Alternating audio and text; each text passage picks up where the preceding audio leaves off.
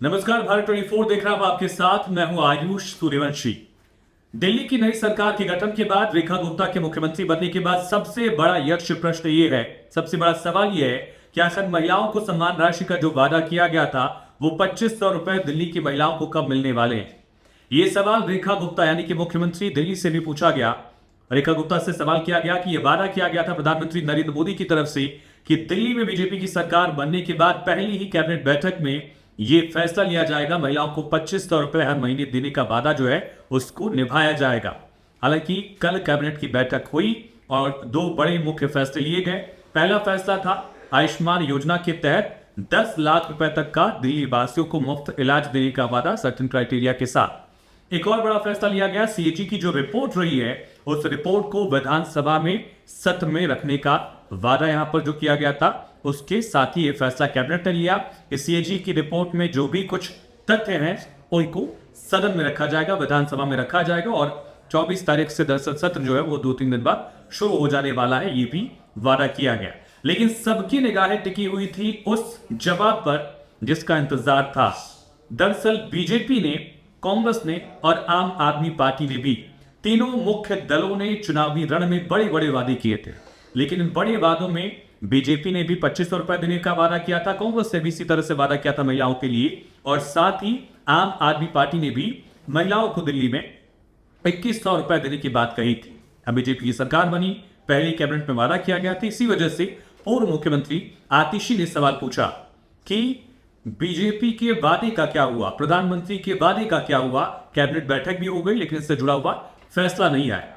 इसको लेकर मुख्यमंत्री रेखा गुप्ता की तरफ से जवाब दिया गया कि यह फैसला लिया जाएगा और 8 मार्च को यानी कि इंटरनेशनल वुमेन्स डे पर इस राशि का दरअसल ट्रांसफर दिल्ली की महिलाओं के लिए किया जाएगा, इससे जुड़ा फैसला लिया जाएगा। ये एक तरह से उन्होंने एक नई तारीख दे दी है। पहली कैबिनेट में बात कही गई थी, अब 8 मार्च को इंटरनेशनल वुमेन्स डे पर यह बात कही गई है। बड़ा मुद्दा क्यों है, बड़ा एजेंडा क्यों है और बड़ा वोट बेस जो है इस मुद्दे से क्यों जुड़ा हुआ है, ये अब समझने की कोशिश करते हैं कि कैसे एक मुद्दे ने पूरे चुनाव को बदल कर रख दिया। अब देखिए, कई राज्यों में इस तरह की योजनाएं की गई, कई राज्यों में इस तरह के वादे किए गए। सबसे बड़ा इसका एग्जाम्पल जो है, सबसे पहली शुरुआत अगर आप देखिए नॉर्थन स्टेट्स में मध्य प्रदेश से हुई। शिवराज सिंह चौहान मुख्यमंत्री थे मध्य प्रदेश के और उस दौरान उन्होंने लाडली बहना योजना की शुरुआत की। वादा किया कि बीजेपी की अगर सरकार वापस आ गई तो इस राशि को वो बढ़ाकर और ज्यादा कर देंगे। तो उसका फायदा ये हुआ कि इतने लंबे एंटी इनकम्बेंसी के बाद 2003 से लेकर 2023 तक बीजेपी की सरकार रही। अगर 2018 इलेक्शन में कमलनाथ का वो 1.5 साल का पीरियड अगर आप हटा दें तो पूरा 2030 से लेकर 2023 तक लगभग 20 सालों में 21 साल तक बीजेपी की सरकार रही, एंटी इनकम्बेंसी रही और उसमें ज्यादातर वक्त तक शिवराज सिंह चौहान मुख्यमंत्री भी रहे। लेकिन इसके बावजूद इस बड़े वादे ने पूरे चुनाव को बदल कर रख दिया, पलट कर रख दिया। इस एंटी इनकम्बेंसी का फायदा कांग्रेस नहीं उठा पाई और इस बड़े वादा जो है महिला सम्मान यानी कि लाडली बहना का जो फायदा है वो बीजेपी को मिला। वहां से एक फॉर्मूला मिला चुनाव जीतने का सभी राजनीतिक दलों को।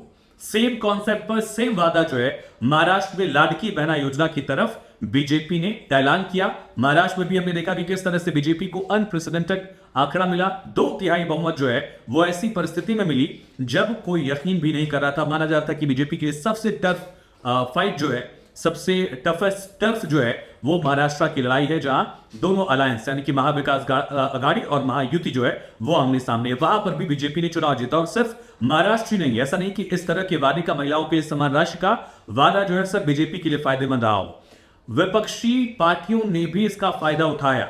झारखंड का इलेक्शन पैरेलल हुआ, झारखंड में भी महतारी बंधन योजना जो है वो हेमंत सोरेन की सरकार ने अनाउंस किया था। राष्ट्र उसको देने में वो कामयाब रहे और चुनाव से पहले उन्होंने पैसा ट्रांसफर भी कराया। चुनाव हुए, वहां पर भी सिटिंग पार्टी को, सिटिंग गवर्नमेंट को जो है उसका पूरा फायदा मिला और इसी के बलबूते पर जेएमएम की सरकार वापस आई, हेमंत सोरेन वापस मुख्यमंत्री बने। हमारे पास 3 राज्यों का एग्जाम्पल है।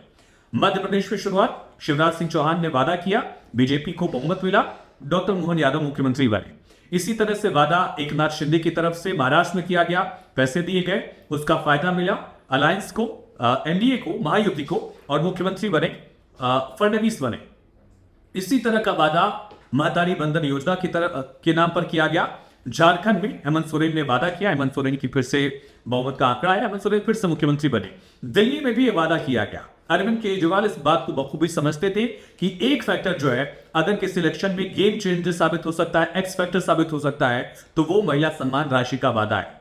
अरविंद केजरीवाल जेल में थे, इस वजह से जब जेल से बाहर आए कुछ सर्टेन कंडीशंस रख दी गई थी कोर्ट की तरफ से। वो फॉर्म यानी कि जो फाइल्स उस पर साइन नहीं कर सकते हैं, मुख्यमंत्री कार्यालय नहीं जा सकते हैं। इस वजह से उनके सामने एक बंदिश आ गई थी कि वो इस तरह की योजना जो है अनाउंस ही नहीं कर सकते हैं, कैबिनेट में वो उस पर मंजूरी नहीं ले पाएंगे। इस वजह से उन्होंने इस्तीफा दिया, मुख्यमंत्री बनी आतिशी, लेकिन इसके बावजूद आतिशी वो पैसा ट्रांसफर कराने में नाकाम रहे। अरविंद केजरीवाल की आम आदमी पार्टी की सरकार ने, आतिशी की सरकार ने वादा तो कर दिया, लेकिन बाकी राज्यों में एक बड़ा फर्क ये था कि वहां पर चुनाव से पहले एक सर्टेन अमाउंट मिलना शुरू हो गया था और चुनाव के बाद उसे बढ़ाने का वादा किया गया था। अनलाइक दिल्ली में यह वादा इस वजह से आम आदमी पार्टी का नहीं चल पाया क्योंकि आम आदमी पार्टी की तरफ से सिर्फ वादा किया गया था, जबकि उनकी सिटिंग गवर्नमेंट थी। वो ये बात कन्वे करने में नाकाम रहे कि हम अभी 1,000 रुपए आपको दे रहे हैं, चुनाव के बाद 2100 रुपए हो जाएगा। 1,000 रुपए की राशि आई नहीं। इस वजह से बीजेपी ने जो 2100 के बदले 2500 रुपए का वादा करके आई, प्रधानमंत्री की तरफ से लगातार बीजेपी नेताओं की तरफ से कैंपेन में इस बात को लगातार पिच किया गया, दोहराया गया। आधी आबादी के उस वोट बैंक पे आम आदमी पार्टी की सेंधमारी की गई जो उनके साथ एक मुश्त जुड़ा हुआ था। कहते भी हैं कि दिल्ली के इलेक्शन में ट्रिपल एम का फॉर्मूला आम आदमी पार्टी के लिए बहुत फायदेमंद था। महिला, मुसलमान और मिडिल क्लास, इन तीनों में सेंधमारी बीजेपी नहीं कर सकती थी, लेकिन दो में सेंधमारी कर सकती थी और बीजेपी ने किया। मिडिल क्लास को बीजेपी अपने साथ लेकर आई, महिलाओं को इस वादे के साथ बीजेपी ने साधा। अब चुनाव बीजेपी जीत चुकी है, बीजेपी सत्ता में है। बीजेपी जानती है कि इस वादे को न निभाने का खामियाजा कितना बड़ा हो सकता है, क्योंकि दिल्ली में एक एंटी इनकम्बेंसी था कांग्रेस का, 15 साल का। कांग्रेस गई, आम आदमी पार्टी आई, पॉलिटिकल वैक्यूम था। आम आदमी पार्टी ने 12 साल तक लगभग सत्ता संभाली। 2013 में हालांकि 50 दिन की भी सरकार निकली थी, लेकिन 2015 से लेकर 2025 तक वो सरकार में रहे। अब बीजेपी को जब 27 साल के बाद दिल्ली की सत्ता मिली है, दिल्ली की सल्तनत मिली है और एक महिला मुख्यमंत्री बीजेपी ने दिया है, तो ये सवाल सबसे बड़ा है कि महिलाओं के लिए जो वादा किया गया था वो कब निभाया जाएगा। फिलहाल रेखा गुप्ता दिल्ली के मुख्यमंत्री ने बताया है कि 8 तारीख को इसको लेकर फैसला होगा और 8 तारीख अहम इस वजह से क्योंकि जिसका जिक्र हम लगातार कर रहे हैं। शुरुआत में हमने किया कि इंटरनेशनल वुमेन्स डे है और इंटरनेशनल वुमेन्स डे पर ये वादा अब जो है साकार होगा, ऐसी उम्मीद की जा रही है क्योंकि मुख्यमंत्री ने इस बात को लेकर ऐलान किया है। हालांकि अभी भी कई सारे सवाल हैं कि किन महिलाओं को यह मिलेगा। अलग अलग राज्यों में अलग अलग पैमाना है कि घरेलू महिला को इस उम्र से इस उम्र तक की महिला को इतनी राशि मिलती है। बीजेपी ने दिल्ली में वादा किया है 2500 का, तो क्राइटेरिया क्या होगा, टर्म्स कंडीशन क्या होंगे, इसको लेकर भी फिलहाल अभी इंतजार करना होगा। और 8 तारीख से पहले क्या मुख्यमंत्री की तरफ से, रेखा गुप्ता की तरफ से ये बड़ा वादा निभाया जाता है या और इंतजार करवाएगी दिल्ली की सरकार, ये देखना बेहद अहम होगा। फिलहाल इस वीडियो में इतना ही। देखते रहिए भारत 24।